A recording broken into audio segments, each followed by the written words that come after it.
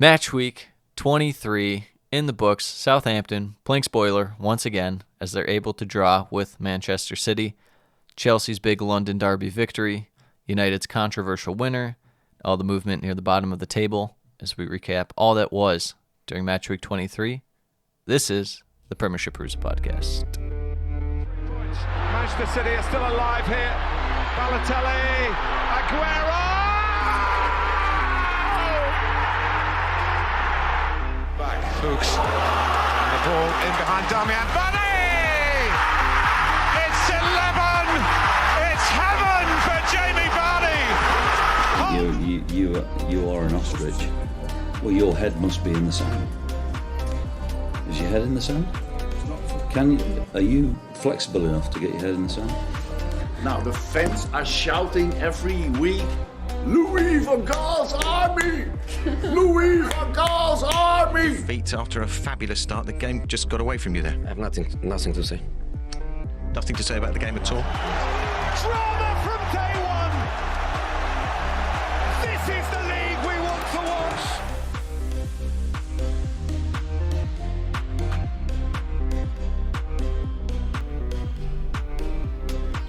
Wow, would you look at that? A real 6-pointer.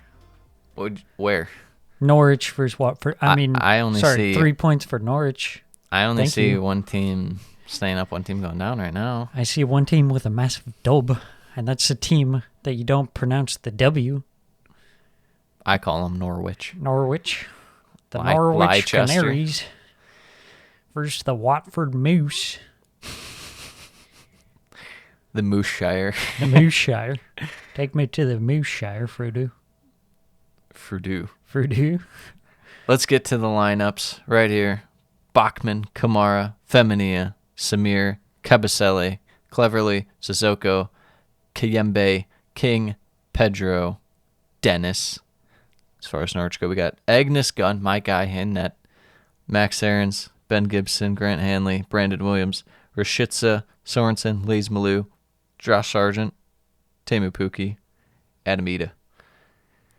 Watford really going for the roulette of just random people coming in. Tom Cleves Put him back in the lineup. He should always be in, though, I feel like. You could drop Sissoko at this point, especially after that miss against Newcastle. That was like the final nail in the coffin. Sam, what did you think about this one to start? I thought the first 10 minutes, no one could get possession at all. Yeah, and that's how I figured most of the game would go. Right. It was pretty much neither team grasping control of the game. A lot of giveaways back and forth. 12-minute first chance of the game. Rashica has a chance, go just high. Really not a whole lot going on in the first half. No, I mean, Norwich I felt like we're kind of looking to counter, which I mean, in a way is, I guess, okay, because Watford are, I don't know. I feel like you just want to put as much pressure as you can on Watford's defense. Yeah. It's their counterattack, I guess, but that's not something Norwich really does. They just exactly. That's why I thought it was weird. Rather than establish their possession, but Watford were kind of looking for a little possession, a little build-up play, and their passing was just not on, and there was no way to even get anyone really even to take a chance in the box. Like, they weren't even getting that close. Yeah. I didn't think. They were maybe settling for like long distance shots, and that was not the best. Especially I thought there was wide space too for Dennis, and they just weren't using it. So yeah, the highlight of the first half being when Josh King and João Pedro got heated at each other. yeah, that was pretty great. Some Watford on Watford violence going on. Violence of the words. We should have known that was what was coming for the second half. Yeah. You're like, oh, these guys are yelling at each other. Yeah. This is probably not a good sign. That's true. Goes into halftime 0-0. Second half, Norwich kick off the scoring. Josh Sargent waves the American flag with some sort of magical scorpion kick that goes bar down. Only a ginger from Missouri could drop that on your head, Watford. Get absolutely dunked on, Watford, American style. It's You really want out of cheese nowhere. with that? They, It was very random. yeah, especially since it looked like Samir had it, but then he was kind of looking to draw the foul. They didn't give it to him. Pookie able to find Sargent, and it was just a little bit of luck. A little bit of American Sometimes it's pride. better to be lucky than to have skill. Yeah, that goal was like 100% luck. The light stoppage. Light stoppage. The lights went out. Yeah, the On lights Watford went season, out right then and there. Yeah, that's how we knew it was over, when you're getting dunked on by Josh Sargent.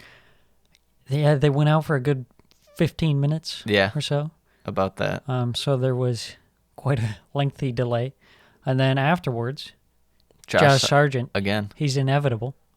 And this time it was like a really dunk. Yeah, it was the bullet header. The power. It was header. very close to offside in the build-up. Hmm.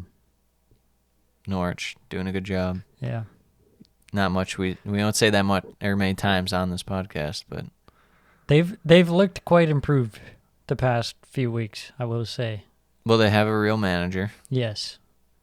Adam Ida has been a revelation. Yes, he at least adds something, which even if he's not doing amazing, it'll at least take focus off of, other guys that can free him up a bit. Yeah, it's interesting to see Josh Sargent playing more kind of in a wider role, but he's also finding himself popping up centrally as well. Yeah, So he's kind of going all over the place. interesting. I think he can do a job in a lower tier team where he has a very high work rate, and that can be pretty valuable in the Premier League. Let me tell you about a work rate. Creating own goals against Everton. That's a work rate for you. Absolutely. Yeah, down 2-0. It just felt like it was over for Watford, but Absolutely. couldn't really get anything going in attack. We got the Dennis red card. Got a second yellow. Yeah. Second yellow. First one, arguably a red card. Yeah. And the second one, a very... It felt like a Questionable. frustration. He kind of, the Yeah. guy's leg was hanging out there, and he ran into it a little bit. Yeah. But, So I suppose it evens out. yeah, I would say so.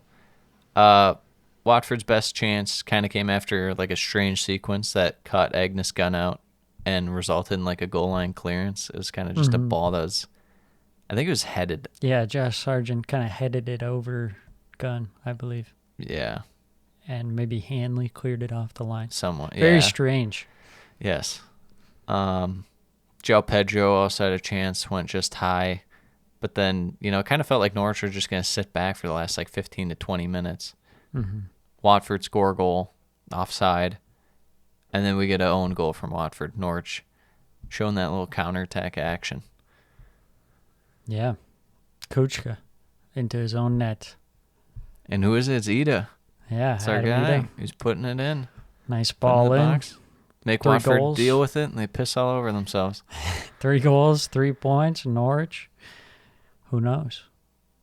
Could they pull off the Great Escape? Could It looked they do before the year we thought they were terrible, Yes, which they were. they were. That was with Daniel Farka. We had no faith. Yeah, who's Dean a Smith. terrible manager. We at least have some faith because we like him. Yes.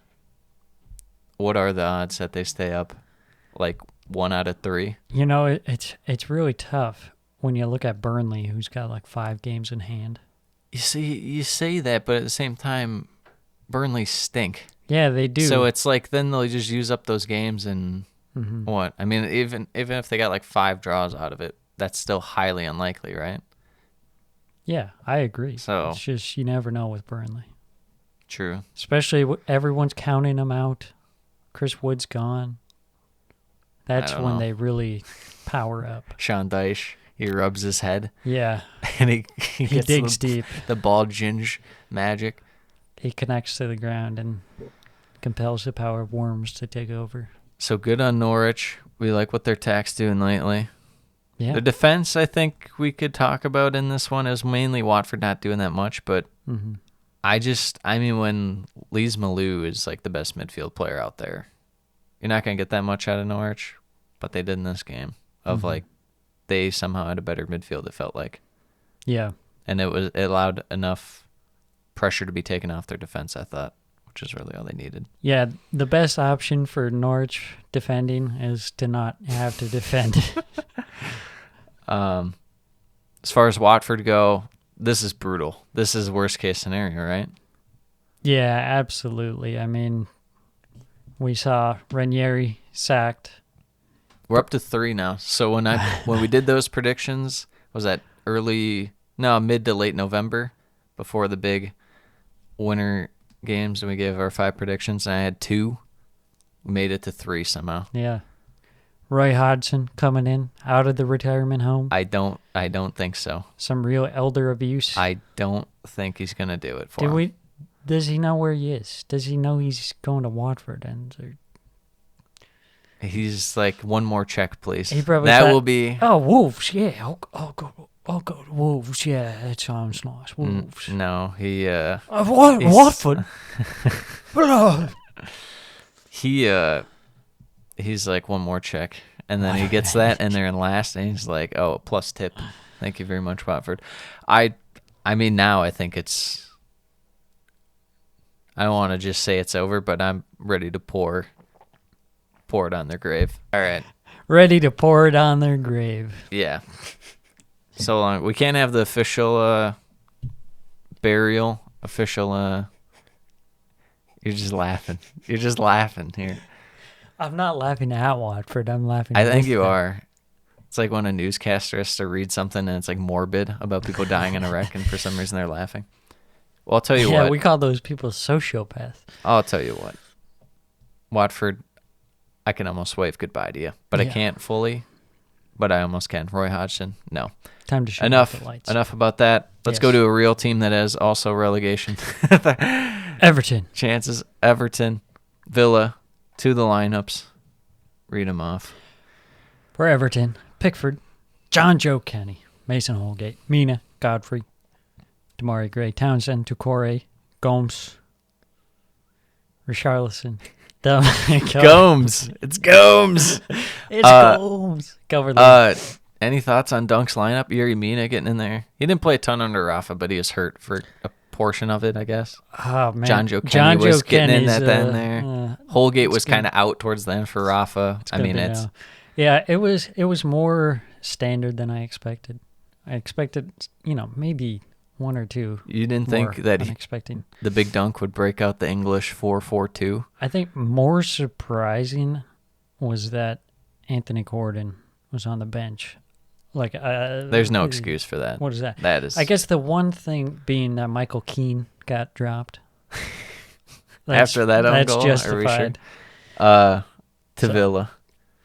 Villa, Emi Martinez, Matty Cash, Konsa, Mings, Digne, Douglas Luiz, John McGinn, Jacob Ramsey, Buendia, Watkins, and Phil Coutinho making his first start for Aston Villa. Yeah, it's the Digne derby. This was we talked about Digne last derby. pod. It's the transition from Everton becoming a smaller club than Villa, and Villa moving up the ranks. Yeah, absolutely. This game, starting off, had some good energy. You could tell the crowd was into it. The players were into it. 8th minute in, Douglas Luiz with the free kick going just over the bar. First half, pretty even, you would say. Yeah. Early Villa kind of took Yeah. it to him. It wasn't until like 15 minutes in that Everton kind of got involved in terms of, getting on the ball. Yeah. Calvert-Lewin almost in on net at one point early on, but, Villa willing to counter, which is weird because they didn't have that much options in terms of counter-attacking, because Everton's just going to sit back primarily. Mm-hmm. So I don't know. I thought that was kind of strange. But Everton was just so slow in midfield and defense, I thought, compared to Villa in the first half. Yeah. I was glad to see Buendia get more involved. Mm-hmm. Been more involved these last couple weeks. Feels a little more, he might be getting comfortable there. Yeah, for sure. He does seem to be more a part of the team rather than just kind of one piece that's kind of off to the side. He's been getting to be more integral for their attack. Yeah.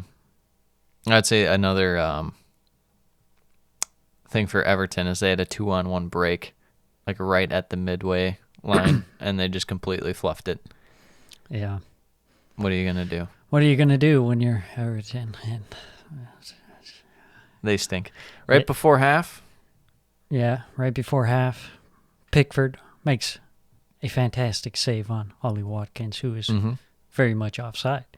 And that's kind of the big exciting moment. And then you have this flurry of corners. Yeah, it's very concerning when Everton decide to let Philippe Coutinho pretty towards the edge of the box, closer rather than close to the 6-yard box, Yeah. able to win a header. Yeah, that is very concerning. I mean, the guy's like 3 feet tall. Yeah. And then off the next one, amazing header by Buendia. By another short guy, Buendia. Yeah. Townsend, it looked like, might have had it if Pickford didn't tip it, but hard for Pickford to know that. Yeah. I think your first instinct's obviously going to be to try to tip it over the bar. Yeah, it's pretty tough. Also, it was coming in pretty fast. Mhm. So, yeah, and you got to say that goal, chance, it shouldn't have happened because they called for 2 minutes of added time, and we were into the 3rd minute by that time. But Villa just kept getting corners. So, Yeah, guess what, Everton? Clear a corner. yeah. Don't let Philippe Coutinho win corners Yeah. or get headers on net off corners. I can't argue with that. Goes in at halftime. 1-0. Even talk about the bottle. Just a bottle right to the head. Yeah, that's true. I forgot about that. The celebrations. Everton fans not happy. Believe it or not. Some missiles thrown onto the field. Some torpedoes. Some nice orange fizzy soda. Yes. Second half, Everton at least were more in the game, Yeah. I would say. Mhm. They were at least in Villa's box doing stuff. Yeah. Not anything amazing in terms of shot quality early on in the second half, but at least there. Yeah, they were pushing for the glimpse. goal as opposed to the first half where really they didn't have all that much going for them. But Mm-hmm. Richarlison had a great chance, near post header. Things changed when they brought on Gordon. Yes. It just Absolutely. night and day offensively. Yeah, he's their best attacker somehow So much better. at the moment. He's just a real creative spark on the wing there. Mm-hmm. And then 60th minute, Ben Godfrey with a header cleared off the line. And then 66th minute, This is just Calvert-Lewin. rough. He's out of form right now. great chance in front of net.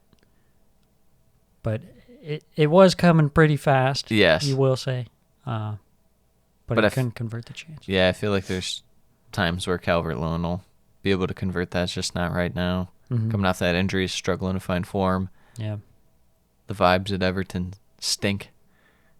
True. That probably doesn't help in terms of coming back from injury. Yeah. You're like, because he went down, they're like 6th or 7th.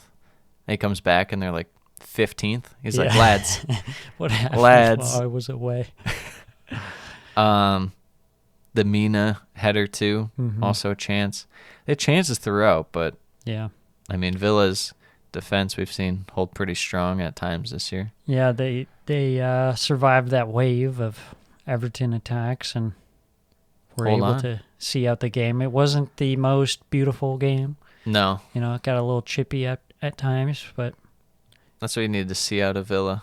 If you're going to see him move up the table and in the future push for European spots, win games like these. Because, I mean, honestly, if Everton had taken their chances through, I'd say mainly Richarlison and Calvert-Lewin, could have easily been 2-1 Everton, wouldn't have ruled that out.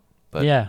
And Goodison is a tough place to play. I mean, it doesn't matter what kind of form Everton are in. Yes. They have good support from the fans, and it can be a hostile environment.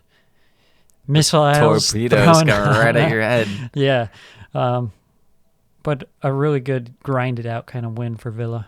Absolutely. And then a classic moment as Stevie G walks off the field staring down the Everton supporters. with a grin on Everton his face. right now, what are we looking at for them, Sam? How are we feeling? People are talking about getting relegated, and I keep thinking, no, Everton's not going to get relegated.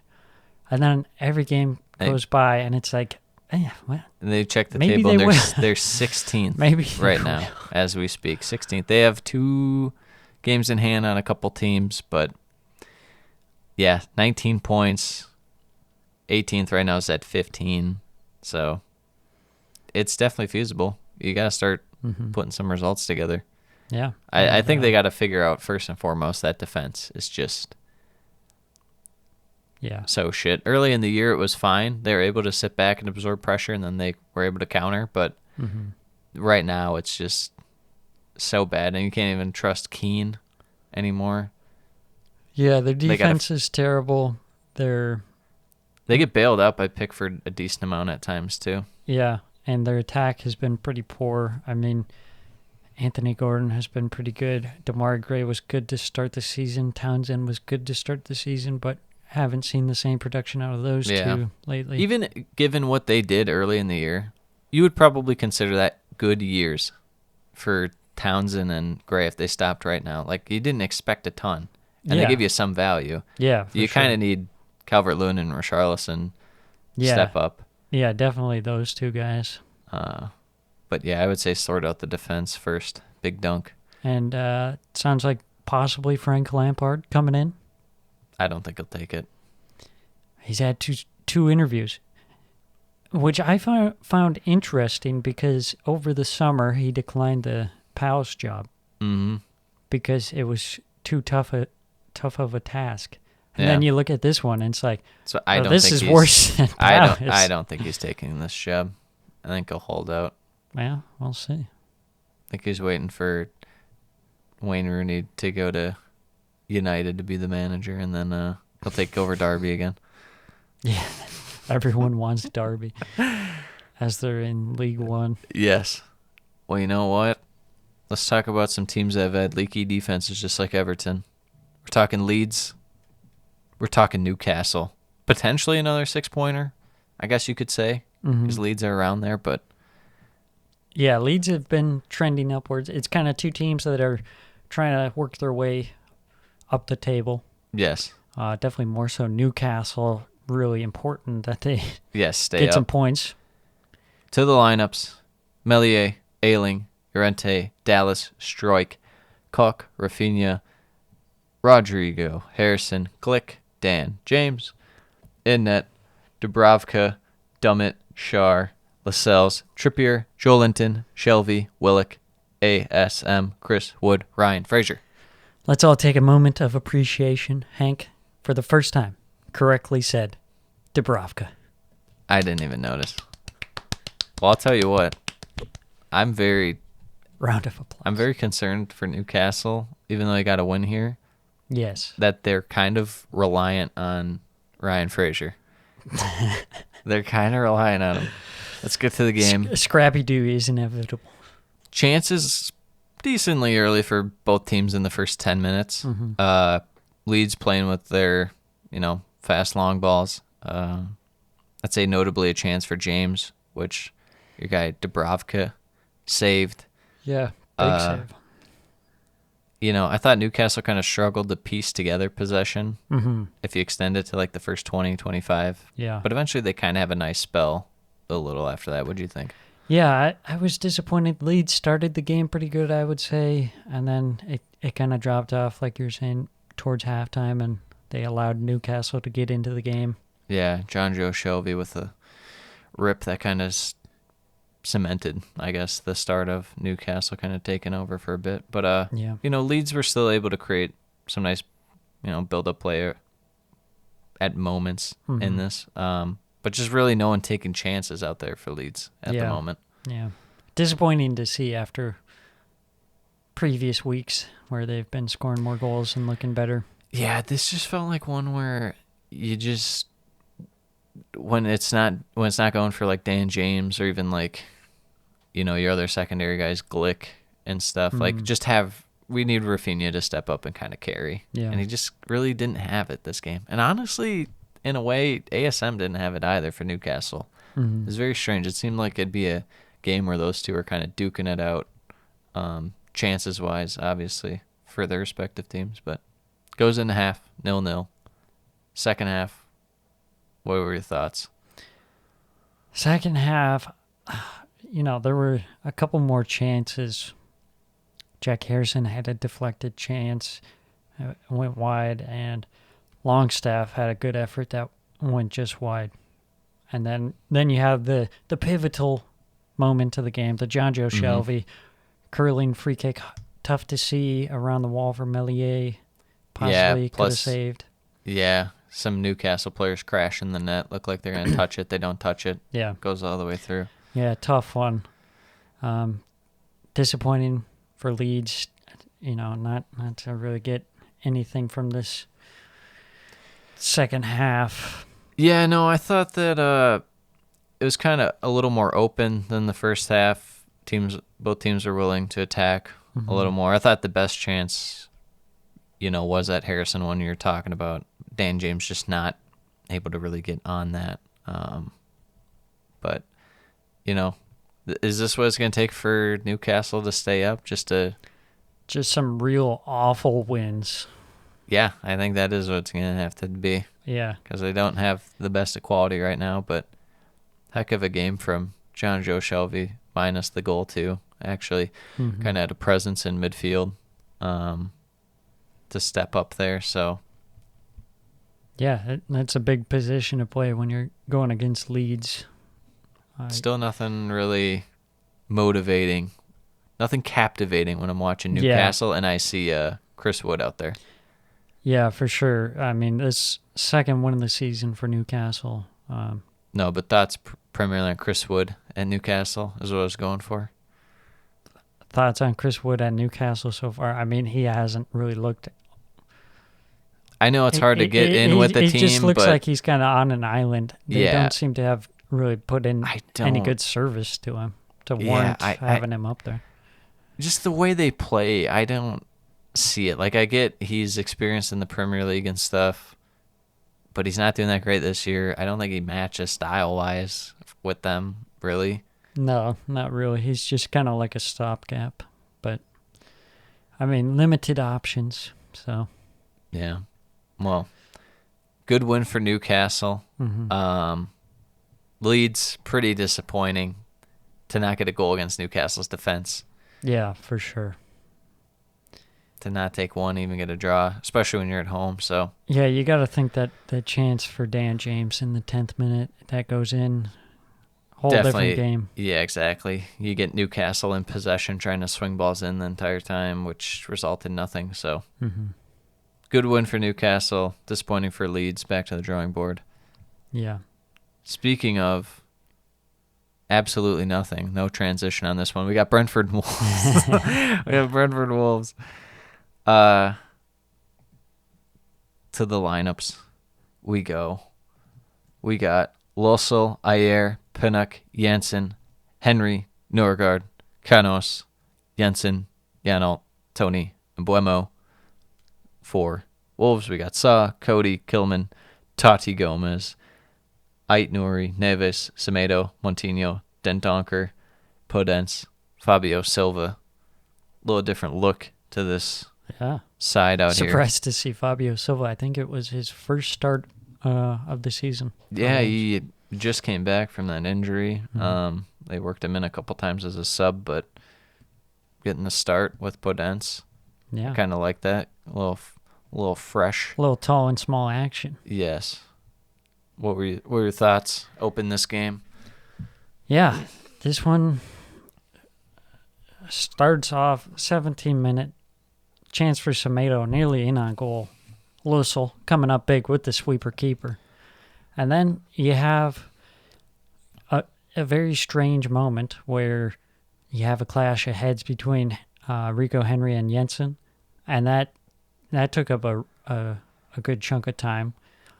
And both had to come off. Yeah, I mean, I thought early Brentford were looking pretty lively, getting a bunch of chances.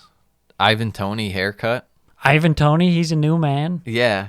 Who saw that coming? Yeah, the shaved trim job right there. Fresh. Yeah, I thought Brentford was the better team in the first 20 minutes, and then the collision happened, and then out of the break, Wolves kind of started to take over, kind of play the way that Wolves play, very controlling of midfield, especially with Neves and Montinho.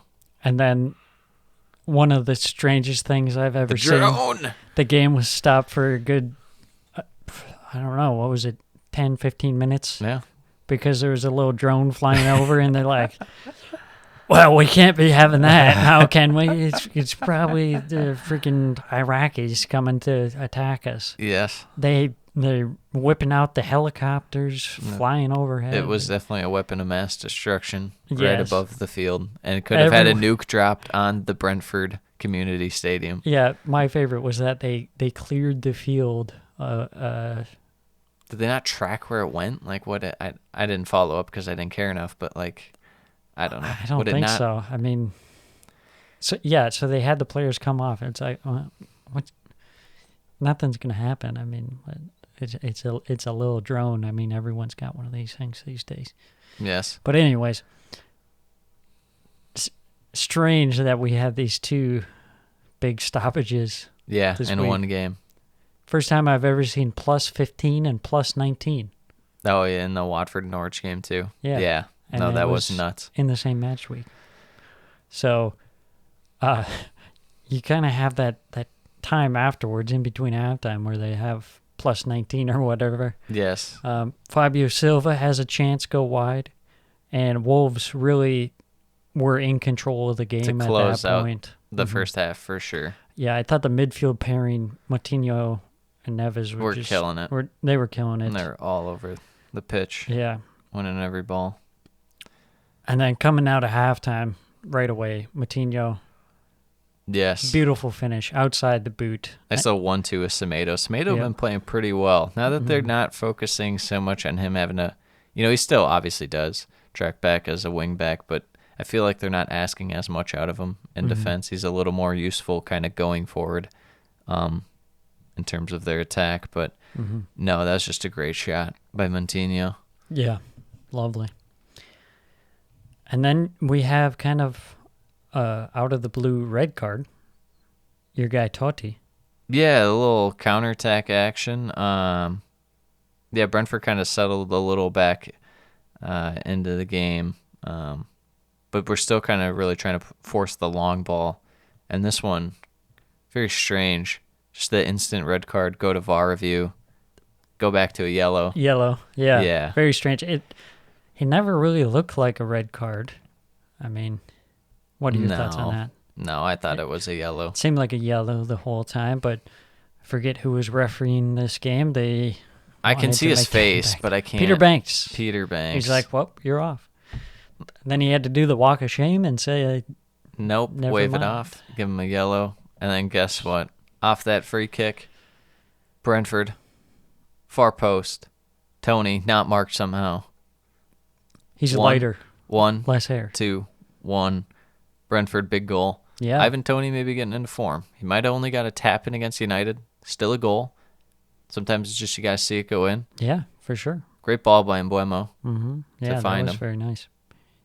Yeah, it was good for Brentford to get back into this game. Yes. After I felt they gave him a spark, too, because they were a little more in control of the game for the next, 5 minutes or so right after the goal. Yeah.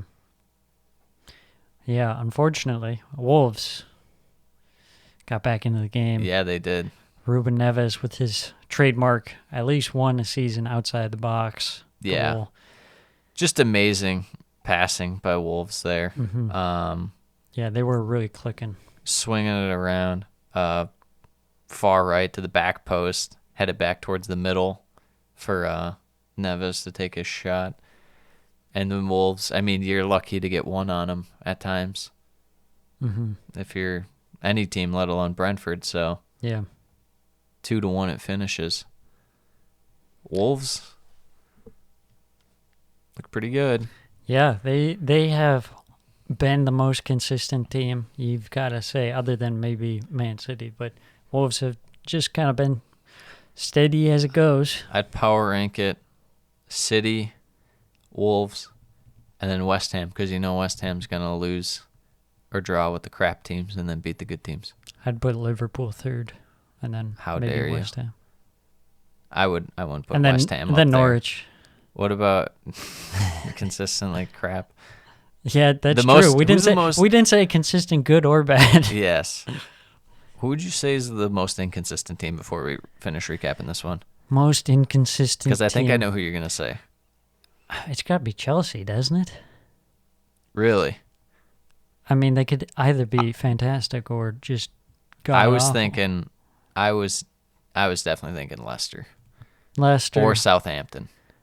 Yeah, those are good calls. Leicester, most of the season, they've been pretty bad. They've had a few moments. Yeah. Southampton, They're all over the You board. kind of have no clue what's I going to happen. think it's Southampton's the most inconsistent Southampton's team. like the wild card. It is. Yeah, they're chaotic neutral. Yeah, I think it something's is gonna them. happen. I would go them, Leicester, and then Chelsea. I think that's fair. Okay, back to this. Yeah, Wolves. I mean, they're, I guess they only have one game in hand on some teams, but Europe's not a question still. Yeah, Hanging for around. Sure. For sure. Brentford defense, I don't know. It looked tolerable, and then it didn't. Yeah, and they were really struggling when Wolves were really just dominating the game. That's pretty tough. Yeah, the midfield for Brentford right now it's just not really going. And I mean, part of it, when you have two strikers, not going to really have much of an attacking presence. You're just going to have Norgard out there. It's kind of like a ball winner, but I don't know. I thought the effect of the wingbacks kind of faded. Also, losing Jensen, clearly not going to help. Losing him early in the game to that collision. So, moving on, we got West Ham, Man U. Remember I said West Ham beats all the good teams, and they draw with the shit Well, yeah, teams. it makes sense. They lost to the bad team. Exactly. David De Gea, Harry Maguire, Rafael Varane, Diego Dalot, Alex Tejas, Greenwood, Fred, Bruno Fernandes, Anthony Alonga, Scott McTominay, Cristiano Ronaldo. In net for West Ham, we got Areola in today. Wow. How about that? Cresswell, Zuma, Shufal, Dawson, Fornals, Lanzini, Bowen, Sushek, Rice, Antonio. This game was kind of a stinker. And by kind of, I mean it really, really was. So. Yeah. If you put really. if you put like West Brom kits on West Ham and you put Newcastle kits on United, you wouldn't have been able to tell the difference. Yeah, it was rough. First half especially. Neither team really looked like they wanted to take a hold of the game. It felt like it was just way too cautious, yet it was so sloppy. In terms of like build-up play. I didn't. Yeah. I don't know. Yeah, the It's passing was like awful. You'll go for a one-touch pass, and it's just complete shit. It's like, why are you even doing that? And then, I don't know. Yet they're not pushing the pace. They're not being direct in attack. Both teams. Yeah. I mean, I guess if you picked one team that looked better in the first half, maybe United. I guess they had some chances. Yeah, but they didn't slightly. get shots off.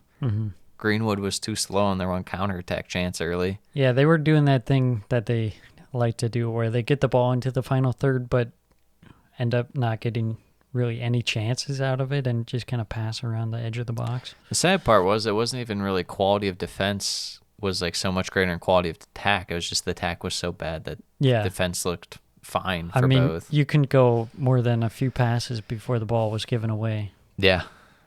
Yeah, they're lucky that they're playing each other, not an actual team. Yeah.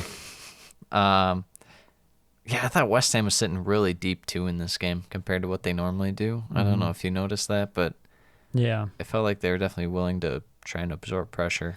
Yeah, I mean, especially when, you're playing United, the team that's struggled offensively lately. They don't score the most goals necessarily. Yeah. We've seen them struggle in defense and midfield. This seems like a game you could really just try and go after it. But yeah, West Ham, sometimes it just doesn't click doesn't for 'em. happen. I'd say the best chance was the Bruno into Ronaldo, but Ronaldo just couldn't quite get on it. Yeah. Other than that, I can't say there's any remarkable. I don't remember any chances for West Ham, to be quite frank. No.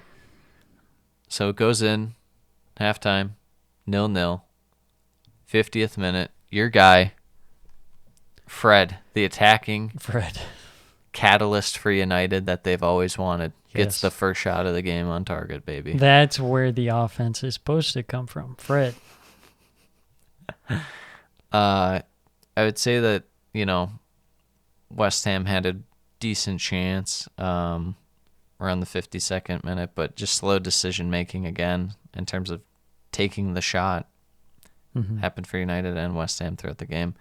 Thought Greenwood was pretty poor in this game for United. I mean, everyone really was besides, like, I thought Bruno's passing was actually pretty decent. He was, like, the only guy, really. But what were your thoughts on the second half? Yeah, it eventually got a little bit better towards kind of the second half of the second half. Yeah. Varane had a header go just over. That was a pretty good chance for United. And then both teams decided that they were actually going to play finally, and it was more end-to-end action. And I mean, the atmosphere at the stadium picked up, at Old Trafford just picked up, and you could kind of feel both teams get into it a little more too with the fans on top of them like that, because both teams just absolutely needed this game. Right. It seemed like they kind of let go of that some of that caution that they were playing with earlier in the game. And then, of course, towards the end of the game, right at the death, 93rd minute, Cavani gets in behind, questionably offside. Sevilla's on loan Anthony Martial. Yeah. I thought it was weird that he played in this game. Yeah.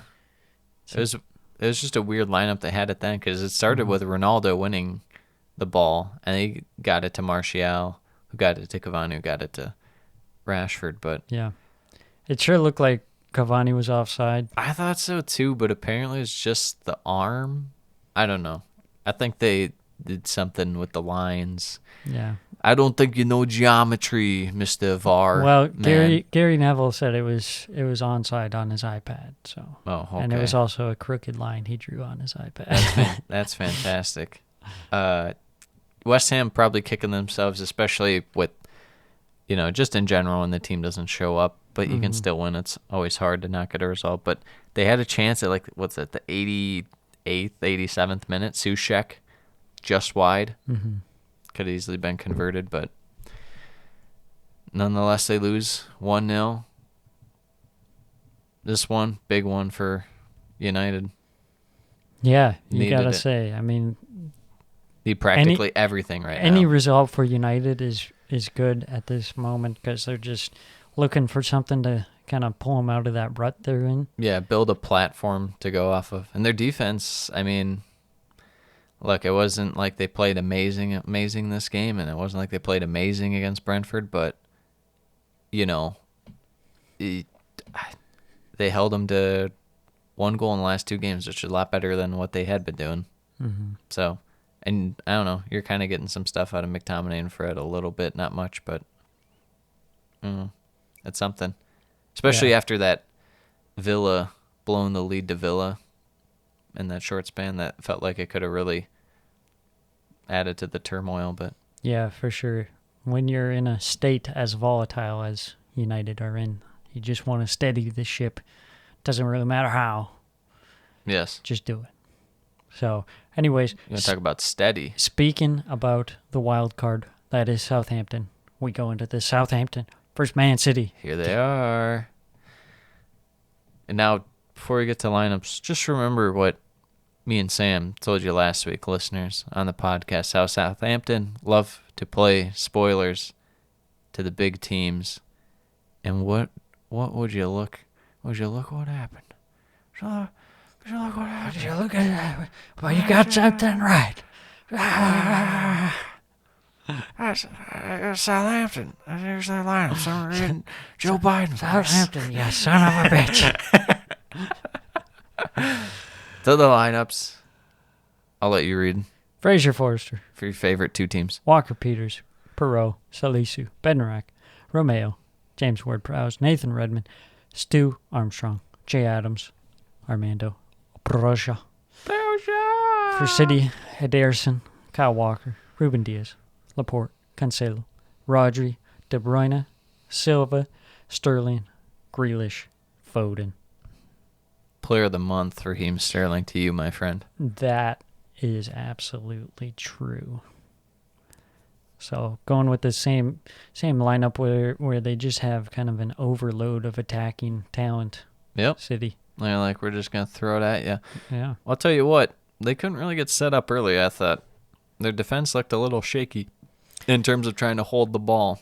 Yeah, they did. Ruben Diaz and Cancelo were not really their usual selves, to say the least. Yeah, and Southampton was putting them under pressure right away. 7th minute. Quick Your start guy. for Southampton. Great goal. Volley from Kyle Walker-Peters. It's just Set up by your guy, Nathan Redmond. Nathan Redmond, great assist. This goal, I mean, you were talking about the turnovers from City's defense. Mm-hmm. How about the defense on this one? So much space. Let him walk. Just let him walk in. Yeah, no pressure put onto him. He can just take the volley. Yeah. Fantastic shot, outside boot, far post. 1-0. If you're Southampton, you love to start early, and boy, did they start early in this one. That they did. Then it just kind of became settling in terms of defense. I thought their defense held shape really well, especially in City was in midfield. Yeah, they did defend really well. I thought, yeah, they were parking the bus at times, but they did it really nicely because they were very well organized. And something you see with City a lot is they try and get to the byline and then kind of cross it back. Yeah. Southampton was really blocking that off. They were also blocking off kind of any access into the box, just making it difficult for City. At that point, maybe Rodri gets a long shot off or something, but that's something you have you're to happy live with. Yeah. Yeah, no, they're definitely, City is really trying hard for a good stretch to get Bernardo Silva on that right side in space to create a pass, but it just was not there. And then they're constantly working it back and then trying to push again on that right side to no avail. So yeah, it was impressive how good Southampton was defending, but they were also playing on the counter. And after their counterattacks, they didn't look all that exposed even. No, I mean, that's what, you're going to be allowed to do that in terms of, Shea Adams is quick and Brozier quick. They can kind of go on their own if you're going to have it be that way. And Redmond or Armstrong can kind of go with them. But no, I thought Perot and Walker-Peters did a fantastic job in terms of, the wide defense especially. But yeah, for Salisu sure. too, marking down the middle. So Brozier scores, but was offside. Unlucky. Very unfortunate. It was pretty close.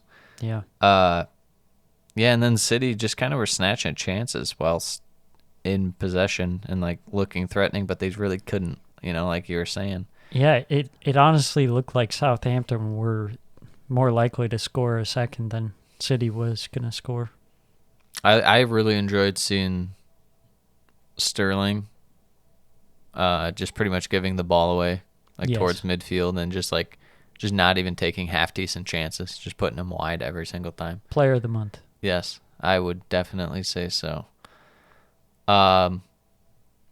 Southampton was pressing pretty well as well. Yeah, I mean, that's what they like to do. They're definitely able and willing. They have the right personnel for that. And it was always very smart pressing. It wasn't just like all out constant press. Gegenpress. It was just like you're putting the pressure in the right spots at the right time and making it uncomfortable for City. It was very much like Palace against City earlier this year at the Etihad. I was very impressed by Southampton. Yeah, press the midfield, hit on the counter. That's kind of the game plan for beating City. Well, I'll tell you what is not the game plan for beating Southampton is missing tap-ins, because Fraser Forrester makes, I guess you would say, a good save, but that should be put away by Sterling. Yes, it really should be. First half 1-0 Southampton. Fantastic performance. It did pick up a little bit for Cancelo as the half went on, but I mean, it was kind of still, like we were saying, not really there. I was very disappointed with Grealish. He won some fouls, but that's about it. So, and then it felt like, go ahead. You would think when you have all those creative players like Grealish, De Bruyne, Silva, you should be able to break down a low block. Yeah. If you can't break it down with those kind of players, I I don't know what you're gonna do. Maybe it's too many of them. He's got too many out there. Maybe. Not to mention Raheem It's Sterling. all about balance. You know? It's terrible. Have I said that before? Second half, it kind of felt a little like De Bruyne is like, all right, I'm just going to have to take over a little bit here. He was on the ball what felt like way more than in the first half. First chance early came for Rodri. Fraser Forster. He found the Alex McCarthy form out of nowhere. He's thrown back the clock. Yeah, and Broja had a chance. He was played through the 53rd minute, but last-ditch effort from Laporte ensures that it goes out for a corner. That was massive. Yeah, that was really nice defending from Laporte. Yeah, if that's 2-0, that almost seems unlikely to even get a draw at that point against with the way Southampton were playing.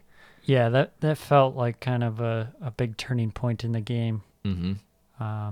Southampton do have a chance from the corner. Broja almost gets on the end of Salisu's looping header. But then after that, the kind of wave of pressure from City happens. And Southampton struggled to stay as organized as they were in the first half. Yeah, Foden popping up with a volley chance, Rodri hitting the post. Kind of all culminates in Laporte's header from the set piece. Yeah, so much space on the far post. You got to say poor defending on that one. Yeah, they really weren't set in terms of how they wanted to be set up, I don't think, because that line, everyone was like miscommunicating. Seemed like different guys were in different places. So for what was very organized, that was quite sloppy by Southampton. And then City just keep their foot on the gas pedal throughout. De Bruyne hitting the post at 70th minute.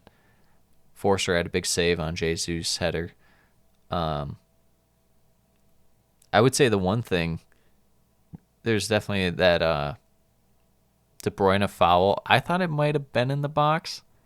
I don't know, but what did you think? I think it was just out. Just outside. Yeah. Narrow margins. Yeah. And then your guy, Mr. Armstrong. Mr. Armstrong. He could have had a couple cards come his way.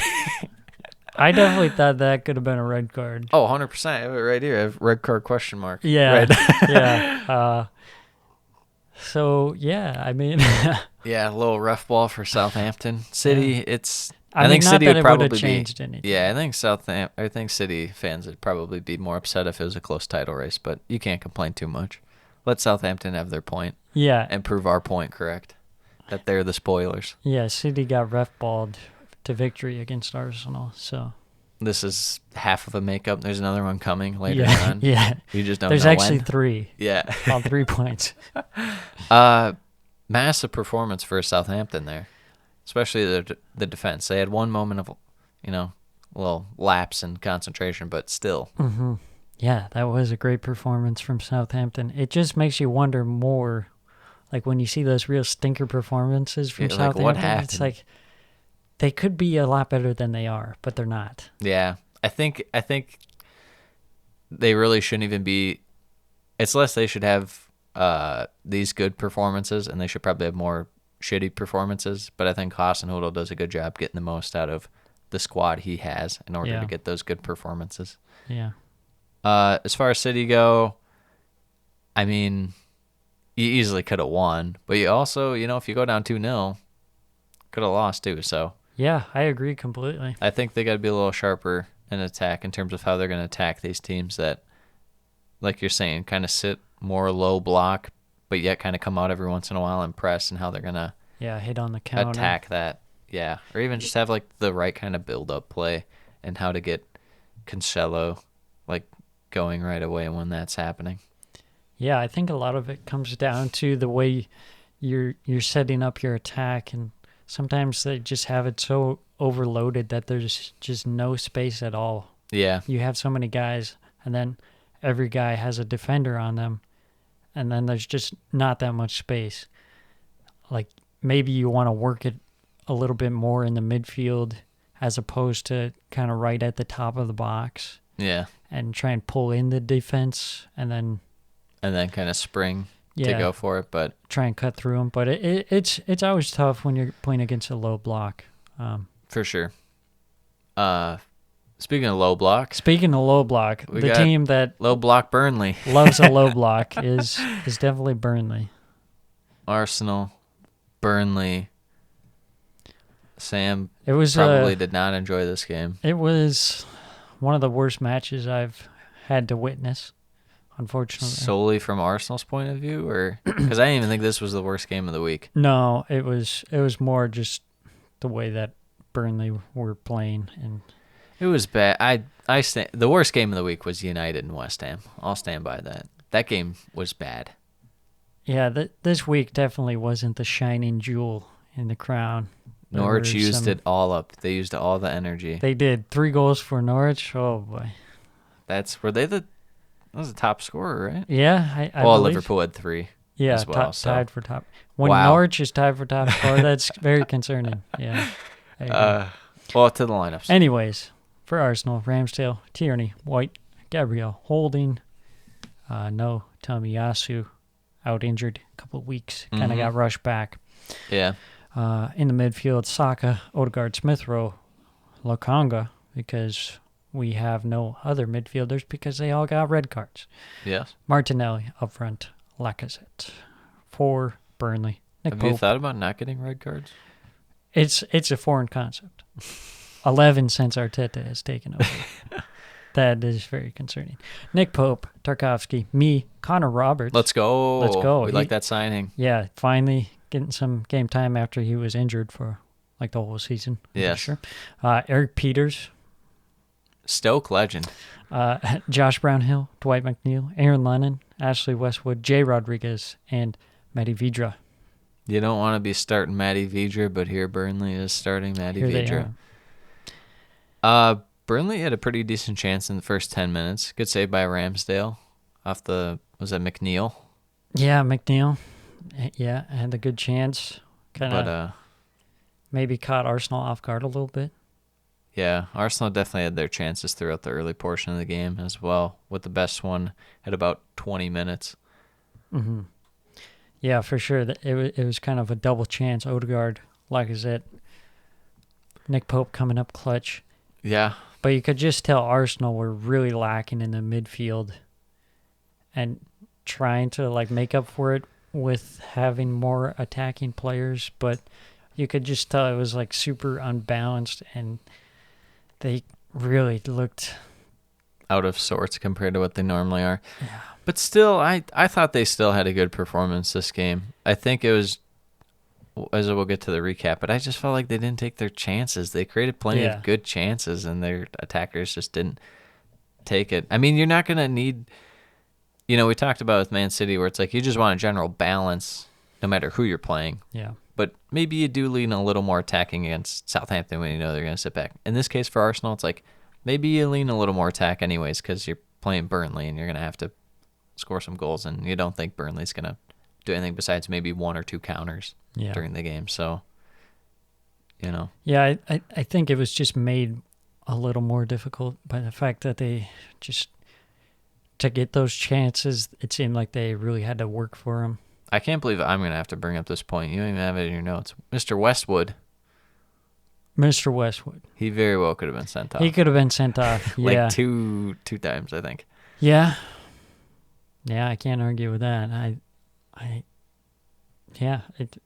What can you expect? I mean, that's Granit Xhaka. He's probably sent off. Yes, that's what we That's need just to hear. what I think every time. If that's Granit Xhaka, he's sent off. I mean, I'm not sure that would have helped how. any because Burnley would have still done the same thing. Yeah, Westwood didn't have a major impact on the game anyways. But, I thought that we saw a good Arsenal a little more towards the end of the first half, especially on a counterattack, and Saka just going wide with it. Yeah, disappointing. Usually Saka is a little more clutch than that, and that was a pretty poor effort. Yeah. 0-0 at half. Second half, I mean, in my notes right here, I said it easily could be 3-0 Arsenal, just not taking chances. Odegaard close with that free kick. Yep. Yeah, Arsenal kind of had the flurry of chances around the 60th or so minute. Smith Rowe chance off of a corner. Nick Pope. What the hell was that marking by Burnley? Yeah. They got a little bamboozled. That was, I mean, good sequence by Arsenal, but at the same time, it's like, what was that, Burnley? Just completely wide open. Nick Pope somehow makes the save, even though there's a lot of traffic in front of him. I know. Really I don't know nice how he save. saw that. Crazy. And then Lacazette can't finish off. Just a really nice chance from Smith Rowe. That was bad. And like you say, yeah. ESR dimed him up, and Yeah. Lacazette Could have been rough. 3-0. And then for some reason, like, Arteta is like, we don't want to score. And he says, Smith Rowe, you've been the most impactful player on the field. Yeah. How about I trade you one Eddie Nketiah? I get squad rotations, but you But just got to not- keep him not- out to get that. Not Smith Rowe. Yeah, no. You have to keep him out there. Chance for Burnley at the end and the counter. Oh, yeah, that was a little... That could have been Whew. spooky for Arsenal supporters. 0-0 it finishes. Sad for Arsenal. Happy for Burnley. Yeah. It's just one of those games. Every team has them Yeah. where you don't convert your chances, and Burnley defended. It was very much a Chelsea-esque performance out of Arsenal, if I had to say so myself. Yeah, I agree. Burnley, Disappointing. you know what? You normally poop your pants late on in games against Arsenal.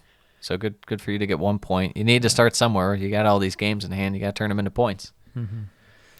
Yeah, rough January for Arsenal, but I think there's a lot of overreaction going on. I haven't looked at any of it. Had to play Man City and Liverpool twice. I only have been looking at some transfer rumors, and I've been tweeting about them. Okay, we don't talk about Arsenal transfers because they only go one way, and that's out. Well, I'll tell you what. Speaking of Arsenal, Callum Chambers Did he get sold? got sold to Aston Villa out of completely nowhere, literally nowhere. Like all of a sudden, it's like, oh, well, How much was it? Like 10 mil, if that? no, they're saying Free? I saw 2 mil, and then Wow. I saw they just let him go for free because his contract is up in the summer. Wow. I did not know that. Fun fact: he was Arsenal's longest-serving current player. At Yeah, the was club. that 2014? Yeah, 2015 maybe? I think 2014. 2014, I I think think. summer Yeah, 2014. yeah. Hector Bellerin, it's been there longer, but he's out on loan. Yeah. So I don't count that. yeah, Next one, Liverpool, Palace, I to thought the this lineups. was this not the last game of the week. No, Chelsea Tottenham was.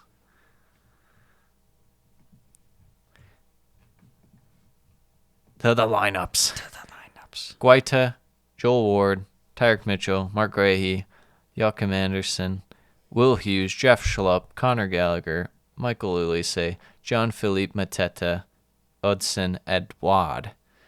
For Liverpool, we have Alisson, Van Dijk, Robertson, Matip, Alexander-Arnold, Fabinho, Henderson, Jones, Firmino, the Ox, and Shota. This had to be the game of the week. No, Let me look real quick. Let me look. Yeah, I would say so. I thought this one was just a great game from start to finish. Yeah, I would. Pretty, energetic. Yeah, I would say this. Maybe throw in Norwich because Shout out Norwich. just never gonna let it go. Except we have that nap time of Norwich 15 is minutes when Norwich the sitting lights there went saying we're fair weather fans probably. Yeah, people probably. listening. Liverpool in control early in this one. Really early. Robertson put a chance right over. Mm-hmm. Good result, a build up, and you just kind of felt like Liverpool was really gonna take it to Palace early. Yeah, it seemed like it was like full throttle Liverpool. 7 minutes in, no one marking Mr. Van Dijk off the corner. Palace talked about other defense shaky. They got dunked on. Yeah, unfortunately. I thought after that goal, Palace very out of sorts, could not break the press at all. And it wasn't until like 20 minutes in or so, their defense kind of settled down a little bit and kind of allowed their midfield to get settled and kind of, push forward a bit. But Liverpool still had complete control. of Yeah. the game in the first half. I mean, I thought the main thing was they just didn't take their chances, really. They had 8 shots Yeah, and definitely. 2 on target through 25 minutes. Yeah, it was just like a constant stream of chances for Liverpool. And like you said, not able to take those chances. Easily could have been up 3-0 by the end of the first half. Yeah, for sure. Then the Robertson cross to Ox. Could have had Jota as well, even, on that goal. 2-0 Liverpool. Yeah. And then it kind of changes, and Palace start to put a little pressure on Liverpool's defense, and they look a bit shaky. Yeah, sloppy Okay. giveaway, 35th minute by Liverpool. Gives Palace their best chance, but I don't know. It wasn't the best of passes because it was really hard given where Gallagher was, but Gallagher touch kind of let him down Yeah. in the end. Yeah, it was kind of behind him, and Yeah, it was like falling away. Another Liverpool giveaway inside their, edge of their box at 38. Olise, right there, point blank, cannot score either on Alisson, coming up big in this one, to say the least. yeah, clutch. And then the last chance before half, Palace breakthrough. It's Mateta, cannot score. So they go into half down 2-0. You just kind of felt like it's still there, though, for Palace. But you maybe had to take a chance or two there if you wanted to get a result. Yeah, you got to say fair play to Palace for not just putting their heads down after it being 2-0. They still tried to get back into the game. They saw that there were opportunities. Yes.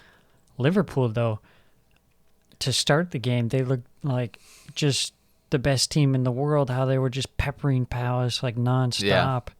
And then you see kind of this soft underbelly where they're For the last 10 minutes of the half, just look completely exposed and just inevitable to any given. some real inevitable poor they'll concede. passing, and that's kind of the trade-off you play when you have your wingbacks pushing so far up. You're prone to be hit on the counter. I Yeah. mean, you throw one bad pass and Exactly, and I mean, if you're not going to be as exposed with Van Dijk because he's so good, and Matip has been solid this year too, but they're also not the quickest of guys, and Palace have some very fast guys. yeah. Comes out, second half, we have a goal. Crystal Palace win the header midfield. Jeffrey Schlupp with the through ball to Mateta. 2-0 with the keep. Plays it straight across.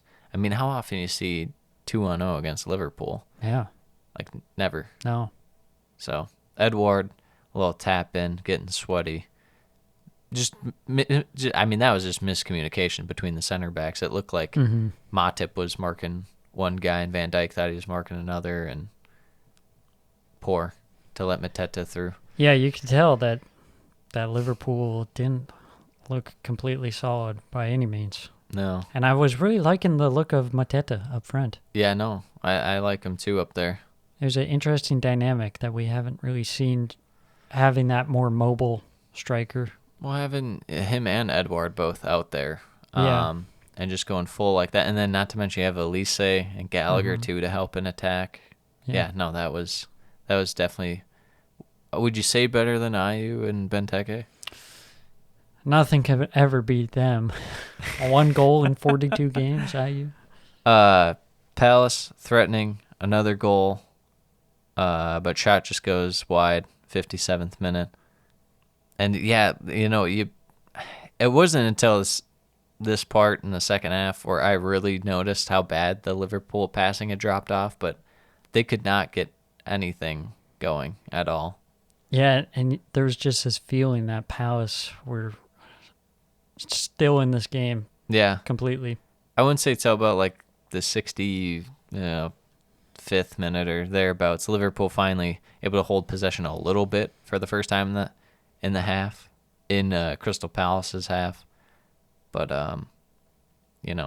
they're still susceptible throughout the rest of the game. Alisson almost caught out twice, and the Elise chip that was saved, that was incredible. Yeah, that was a huge save from Alisson. I mean, he really bailed out Liverpool in this game. That's what you need him for. Yeah. It's when you have these off moments that he comes up clutch, and he sure did. Prevented Palace from drawing level. And then the turning point of the game that really shut the door. 85th minute, Jota, Guaita coming together. Initially not given. VAR checks it. Referee checks it. It's given as a penalty. What are your thoughts on this? Very, very soft if you're going to give it. I think Jota initiates the contact. Yeah. You can see him like change directions to go into the keeper. Yeah. No way it's a penalty. Yeah. I can't believe that they send that. There's so many that get sent, or that rather don't get sent to VAR. That definitely should be checked. Yeah. And then this one gets sent to VAR as I thought it was called correctly at first. Yeah. But It would have been one thing if it was called on the field and then they didn't overturn it to say no penalty. Yeah. But the fact that they didn't give it initially and then they specifically said, oh, that's a penalty. Like, Yeah. man, no way that's a penalty. Didn't care for that. So, And, that's really all Jota did this game. This was probably one of his most down games of the year. yeah, I got to say, I'm not too fond of that guy. He's kind of bugging me the way he's been playing. Just really low on integrity. That's all I got to say. Fabinho converts a penalty, and after that, the game is over.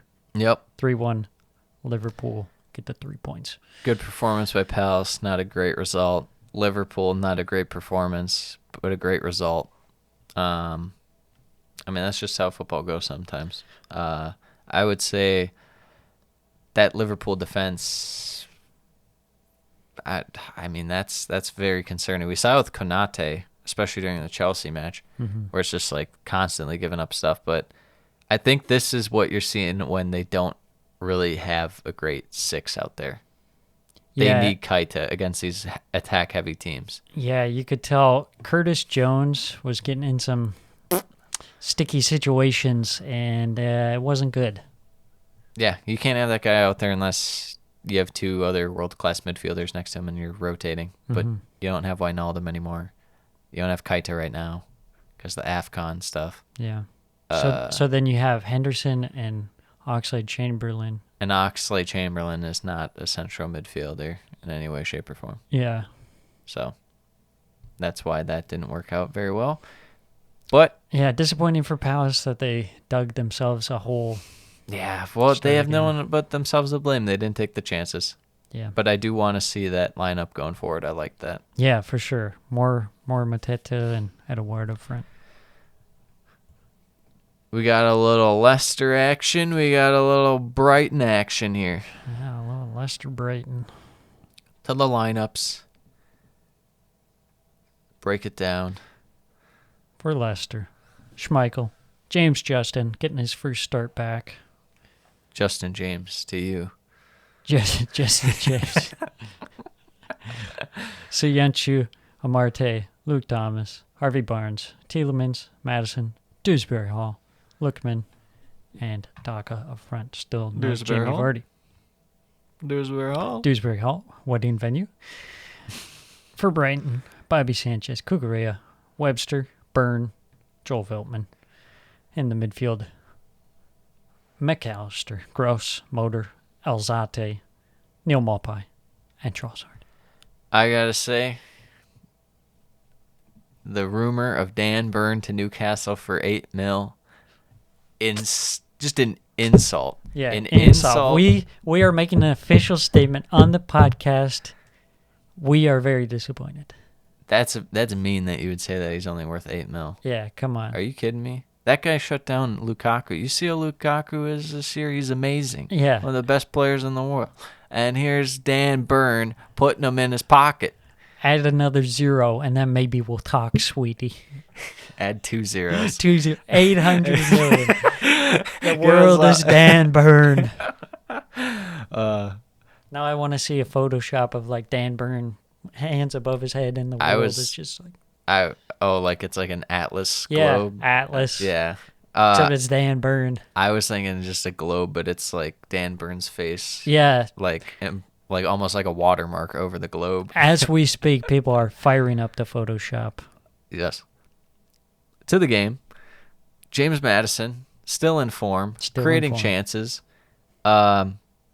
Bobby Sanchez played pretty well this game. Yeah. Came up a couple times with big saves. I thought Leicester didn't take all their chances that well, especially, obviously, in the first half. I thought Lookman could have done better with his chances. Harvey Barnes had one or two moments where it's like he just didn't do the right thing. But yeah. How about in the 11th minute? There's a penalty shout. James Justin goes No. down. No penalty. For No, him. not for me. It kind of looked like a penalty to me. No, I can't say that it is. And you might say, well, you're just biased for Brighton. And I'll tell you what. Yes. Yeah, I fucking am, because Leicester screwed us over and made us look stupid this year at times. Yeah. So no, you don't get those calls, Leicester. You got to earn it. Yeah. Yeah, Leicester was really controlling the game, kind of. they 25 minutes They in. did look really good and very quick in attack and specifically in transition. Daka had some chances in the first half and couldn't convert as well. But I thought for Brighton's attack in this one, they didn't try to work it enough to where they're attacking the center backs.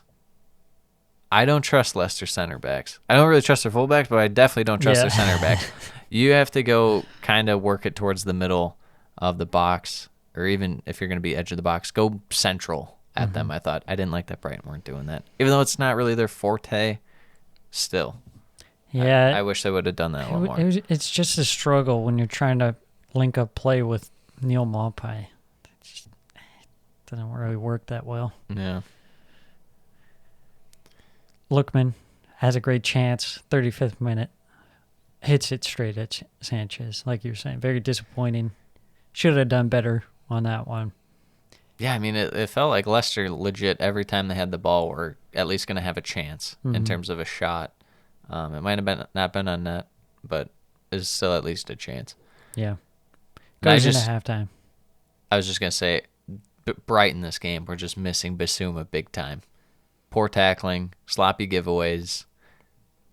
Yeah, when you have Not- Alzate as your holding midfielder, it's a little bit of a drop off. He wasn't even like terrible, but he still, it's such you a could drop just tell off. it's not his position at all. Exactly. Second half, early second half, we got a goal right away. Well worked, build up. Good save by Sanchez. Rebound goes right to Daka. Yeah, that was pretty unlucky for Sanchez, but Barnes gets the goal. 1-0. Yes. You can't say it's undeserved for Leicester to have the lead, but... And then 50th minute, a very strange play.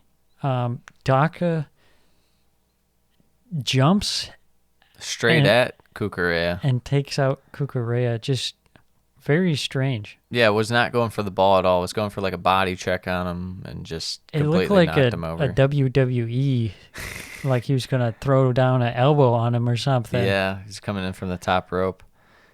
Yeah, I don't know. I thought Atkinson did a... He reffed this game, right? Martin Atkinson? I thought he was. Yes. I thought he had some questionable moments. There's even Yeah. times like Brighton was in attack and they called a handball, or he missed the handball on Leicester, and then he called a high boot, which wasn't even close to Soyuncu. He just fell down. Yeah. I don't know. Atkinson was having a rough game out there. But yeah, just Daka moving low down my rankings, coming at Cucurella. Yeah, absolutely no, And no card either. nowhere near the ball. Thought that could have been yellow. You're not going for the ball. You're literally going for the guy. That doesn't matter how you I do that. thought- That's got to be a yellow. I thought that could have been a red. Could have. But I mean, there is no regard for the ball whatsoever. yeah, I was very confused. Yeah, I would say eventually, as the half went on, second half, Leicester's kind of, they got the lead, so they're feeling okay. And that's when things are not okay Yeah. because your defense is stinky. And we all know Brighton love a good late goal. Yeah, Brighton holding possession. Big chance, 73rd minute. Danny Welbeck. I think it hit the post or saved onto the post or something. Yeah. But then your guy, Neil Maupay, cross to that guy, Danny Wells. You got to say that was a wonderful cross from Neil Maupay. Yes, and an amazing header from Mr. Welbeck. I thought after that goal, Brighton still kept up the pressure and had a chance. Yeah. Dan Burns' header was cleared off the line, 81st minute. Oh my God! If that would have happened, that would have been euphoric scenes of when Brighton beat Man City. Dan Burn, lovely, good times. This is just the Dan Burn fan club podcast. Yeah. Trossard also had a chance. I thought he was kind of better as the game went on, but it was one of those games where it's like, I don't know, he wasn't at his peak. Yeah, for sure. So, finishes 1-1. Takeaway from this, I've been saying it now for a little while.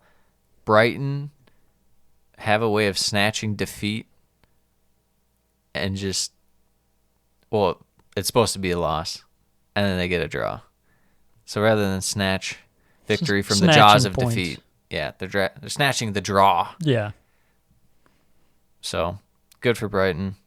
I thought their defense held up pretty well, even though Leicester was really clicking this game. But as far as Leicester go, it's kind of what you get. Your defense isn't that good. You might as well have kept attacking, especially when you just blew a lead to Tottenham in the manner that you did. I can't believe you trusted your defense, Brendan Rodgers. Yeah, I agree. The decision, I mean, you You just- can't really say it was a decision, but the drop-off from Leicester when Yeah. they were in the driver's seat, you want to see more at that point. You want to see more goals. Yeah. Keep piling on. And you don't want to see Brighton able to get back into the game. And fair play to Brighton. They got back into the game. Yep. Got the point.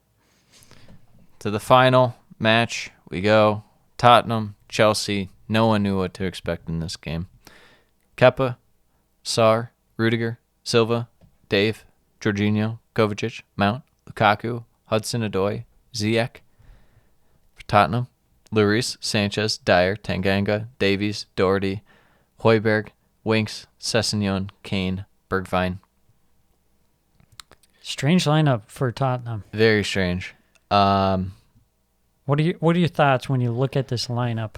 When you're looking at it, you're like, well, you're gonna go Sessegnon and Doherty wide, so you're not gonna be using Royale, which I mean, I guess it's not like Royale's much better or worse than those guys. No Skip.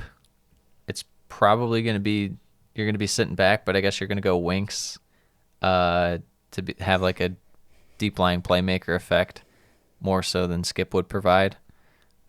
As far as seeing Ben Davies and Tanganga out there, if you're Chelsea, you got to be smiling.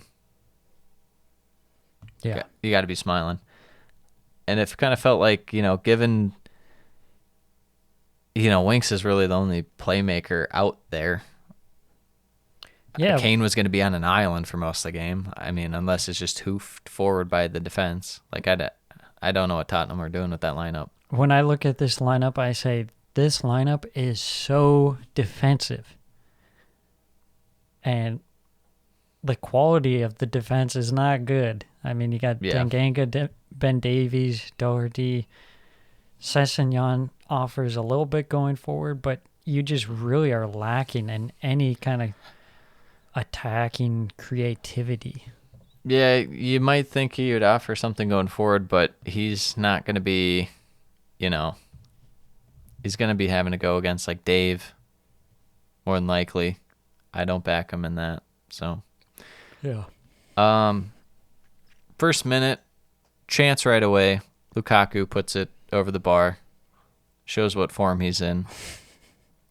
I mean, Chelsea were pretty dominant in the first half, to say the least. Ziyech, amazing ball to Callum Hudson-Odoi that he couldn't head on target from point-blank range at the back post.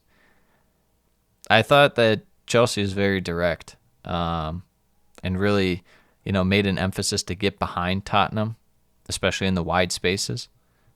I thought they did a pretty good job of that. Tottenham, to their credit, they did a better job of counterattacking than I thought they would, given what was out there. Yeah, Chelsea looked a lot better than they have in the previous weeks. And Tottenham, I will say, their counter looked better than I expected, given That's what that I'm saying, lineup. but it wasn't good. It wasn't very threatening. Yeah, right. It still felt like Chelsea were really pushing hard to get Lukaku involved, which clearly wasn't happening. But, I mean, this game, it would have been nearly impossible to see anything but Chelsea get a draw out of this game, given how dominant the midfield was. Like, Kovacic and Jorginho versus Winks and Højbjerg, that was night and day. That was men versus boys. For sure. It never really felt like Chelsea were put under too much pressure at any point during this game. Tottenham did have the one chance. 40th minute, Harry Kane scores, pulled back, called a foul. I thought they were originally going to call for, because it looked like, it wasn't Bergwijn, but someone like got knocked down on Tottenham back in the play, and it looked like a head injury. And they went to it afterwards. But I would say if you're Kane in that spot, and I saw a lot of people say that it should have held up, there's two things you can't do. You can't just sprint straight into him and truck him, and you can't fully extend your arms. Because even if it's a dive by Thiago Silva, if you have any sense of it look like, you use excessive force, they're going to call it. Yeah. Even if you didn't use that much. Yeah, they always favor the defender in those situations. Unless you're Samir, and that's because the Premier League needs Norwich to stay up. Yes. But no, you can't fully extend your arms. But you could probably shove. All right. Should it stand, or should it have been disallowed? Disallowed. I say that's a perfectly fine goal. I think Thiago Silva that's because you support Tottenham. Makes it clownery with an absolute diving performance. That would make one of those, Raheem Sterling proud. It's one of those where I always, and this is my rule with these toss-ups, if you're in a spot where the other guy can't do anything and you know that he's probably going to go down easy, but you can't really do much with it, why are you forcing it? It's just like Rudiger with that penalty against Leeds where he went down and it was like kicking at the back of his legs. It's like, what are you doing? Yeah, I agree with you on that. If you're Kane and you fully extend, they're going to call that every time. It's just a dumb play. If you give him a little forearm to the back or something, but you don't fully extend, they probably don't call that. And yet Thiago Silva still would have been looking to dive, and you would have had a goal for your team, I think. Well, we have a split verdict on the pod here. Well, it's the first time ever, except for when we picked Southampton goalies. When I chose Willie Caballero and you chose Alex MacArthur. And then it was Fraser Forster. Alex MacArthur? Yeah. Second half, right off the bat, Ziyech. Woo. All started by Callum Hudson-Odoi, as in he did absolutely nothing but dribble it forward and then set it to Ziyech, who took the shot. Hey, that's an assist. That's productivity out of Hudson-Odoi. That's not what we like to see, because then he gets to play more. Yeah, beautiful goal from Ziyech. And you could tell at this point, it just felt over. like Chelsea was really in control of the game. Ziyech comes down 2 minutes later. Another big shot. Saved by Lloris. Keeping him in it. Yeah, Chelsea really started to pounce then. Mount also had a chance, put it over the bar. Second goal, dumb Eric Dyer tackle, play going nowhere, gives away the free kick, set piece leads to a Silva header 2-0. There's something really funny yet disturbing was that there was a hell of a lot more contact from Silva on this one than there was on the disallowed goal, and this one stood. If you're a Tottenham fan, this one is just like salt in the wound. The what disrespect. And Thiago Silva knew it too, looking all smug. It's called having a winning mindset, Tottenham. You should try it sometime. 2-0, Chelsea. Lukaku had a chance. Lloris with the save. Dave fighting Mr. Bergwijn. That's pretty good. Just shoving him, getting right in his face. Love to see it. Yeah, not much after that. No, not really. It's just kind of, I mean, but that's what happens when Chelsea had control of midfield. Tottenham couldn't Yeah. do anything. Yeah, with that lineup, you're looking at, well, if Tottenham goes down, then how are you going to get out of that hole? Not with that lineup. Yeah, I don't know. Poor setup by Conte, I thought. But, Yeah. he's a little limited. Obviously, his son being out and stuff, but there's still better I options feel like on. it makes more sense to have Oliver Skip in midfield. Yeah, I think so too. More than Winks. But, nonetheless, finishes 2-0 Chelsea. Much needed victory for him. You got a team of the week for me. I do have a team of the week for you. Here it is. Goalie's kind of tough. There's a few options. Okay. I went with Fraser Forrester. Okay, that was what I was thinking. Good. Yeah. I think the other option, you could have said Pope, but I felt that was more just Arsenal not taking the chances. And you definitely could have said Alisson. Yeah, I think I would have said Alisson. It's tough, though. He made some really clutch saves. Yeah. I mean, for sure Fraser Forrester saved a point with that point-blank save. But at the same time, it's like maybe, Alisson got true. Liverpool 2 extra points with a couple of his saves. So Yeah. it was tough. You could go a lot of different ways. Went with your guy Dalot. Dalot. Salisu. Thiago Silva had to be in there. For the Bants. Yep. Mr. Robertson, excellent performance. The Wolves midfield right here, Neves and João Moutinho. Roberts or Robertson? Robertson. Oh, Andy Robertson. Yeah. I was thinking of Connor Roberts. Sorry, my bad. Continue. Yeah. He could have been in there. Andrew Robertson. Connor Roberts. He played. He played He played well. all right, but he wasn't gonna make it he when played Robertson pretty was good. when he's dropping dimes out there. Well, I play defense for defense. Neves, Moutinho, went Jorginho in midfield just because, he literally made sure that there was nothing Tottenham could even do. But I was struggling for guys this week. That's what happened. We talked about when Norwich scores the second most goals. Yeah. It was always going to be tough. My front three. This is I like can't wait for this this. is like a bingo card or something right here. Ziyech, Josh Sargent, Yes. Danny Welbeck. Oh my gosh. Danny Welbeck had 2 Let's goals. go. Let's go. It was a struggle for attacking guys this And I'm week. proud to be an American. Where at least no Josh Sargent scores. Yep. Oh yeah. It wasn't a great week, but it was a decent week in the Premier League. It was a strange week with a lot of added extra time for Yes. some reason. No match week this next calendar week. Yeah, winter break Won't hits have the Premier one. League. Won't have one until Saturday the 5th, and then we have midweek action for the match week 24 Yeah. coming up.